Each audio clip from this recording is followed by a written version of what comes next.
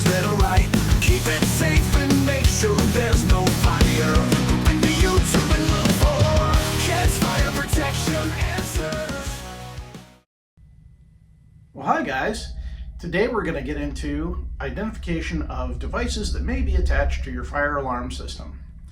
So if you have a fire sprinkler system, you're going to have, of course, tamper switches and flow switches, possibly pressure switches.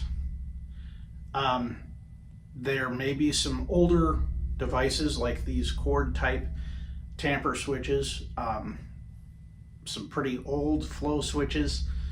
There may be a fire pump attached to your fire alarm system, which will have different alarms and supervisories that will come into your fire alarm and tell you what your fire pump is doing. You'll also have heat detectors, smoke detectors, horn strobes, relays, which will then say shut mag doors, shut fire shutter doors, relays that could shunt your elevator, things like that. These devices are all powered through your fire alarm panel.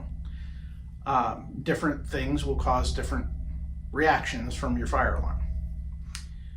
Your fire alarm panel may also have another fire alarm panel that's called an activation panel that's connected to a pre-action system or a foam system or some other type of system in your building that is separate from but attached to your fire alarm because it needs a way to phone out to get to the fire department to let them know what's happening. There are many different types of fire alarm panels, and I will be doing a video eventually on how to put your fire alarm panel into bypass. If you have something happening that shouldn't be happening, and I'm not talking about a fire. If there's a fire, leave it alone. Let it do its thing. The fire department will take care of things for you, and you won't have to worry about it.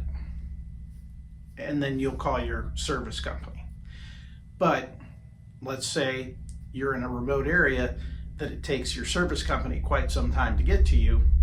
They should be able to walk you through over the phone how to stop your fire alarms from going off if they're going off randomly, not for a fire. That should be your first step always, is to confirm that there's no fire. Your second step is to call your service company and talk to them and make sure that your service company knows what's happening so that they can then set up a service call to fix the problem rather than letting it sit. You certainly don't want to disable your system for a long period of time. You want to have it fixed as quickly as humanly possible. If you have a problematic part to your system, please ask your service company to take care of it rather than you trying to take care of it. Because if you try and take care of it, you may not get the right parts, you may not do the right thing, you may deprogram your panel, you may deprogram a device from your panel, which you don't want to do, because then how do you put it back? And your service company is going to be a little perturbed because then you have to explain to them what you did, and they have to try and find it unless they have the program in a thumb drive, which can be plugged into the panel and re-upload it. However, with an improper device, it could cause bigger problems with your system. So it's just best if you call your service company and have them take care of it. And watch this video, which will tell you why it's important to have professionals take care of your stuff. Now, heat detectors and smoke detectors can come in what's called a combo unit. There's not very many of these around, but they may be in your system. They're meant to save space, I think.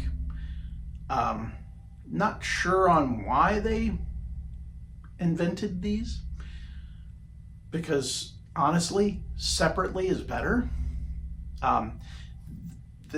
Another name for these is a smoke station, which it does smoke and heat, but really honestly you should have two separate devices, a smoke and a heat. That way if there's just smoke and no heat, it's not going to send you a mixed signal. It's going to tell you exactly what's happening. Hey, there's smoke in here and you probably should have it checked out. And B, hey, wait, I'm getting heat and there's no smoke. That's another issue. So you may have a good ventilation that sucks the smoke right out, and the heat is the only thing that shows up. So you need both in certain areas like tops of elevator shafts, boiler rooms, that kind of place. It's a good idea to know your system and know what's in it, so that when it says heat in boiler room, you know what you're looking for. And you can take your service technician and say, it's that device right there. Some fire alarm systems will have printers attached. Some of these are dot matrix, some are, which ancient technology, yes, I'm fully aware, but some still do have them. I run into them every once in a while, and they hate them because they have to order that expensive paper in boxes, because this thing will sit and run through a box of paper in a couple of months. It's not fun. But yeah, your system may have a printer attached to it. Most will have an internal dialer, which will then call out to the monitoring station.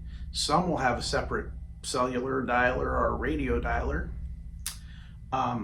If you are an apartment complex, you may have a primary panel at the clubhouse, and each individual building has a small relay panel which will take the information for that building and send it to the main panel to dial out from there. But for the most part, when you have a system like that, you have a primary panel, and then you have all of your separate little buildings attached to that primary panel, and it dials out and calls the monitoring company. A 24-volt bell may be attached outside the riser room. If you have any more questions about identifying your fire alarm devices and what something may be that is attached to your fire alarm, send me pictures, send me emails at this location. If you have questions or you have something that you think is interesting that I didn't show here, send me pictures, send me a question, send me something to this email address, and we'll discuss it and we'll figure it out on another time and maybe do another video. Thanks guys, have a great rest of your day, and watch the videos coming up in the next segment here. When you find your alarm sounds off in the night, don't make mistakes, get answers that are right. Keep it safe and make sure there's no fire. Open to YouTube and look for Kids Fire Protection Answers. Kids Fire Protection Answers. Got questions, he's got answers that make sense. Don't wait the channel to open. Kids Fire Protection Answers.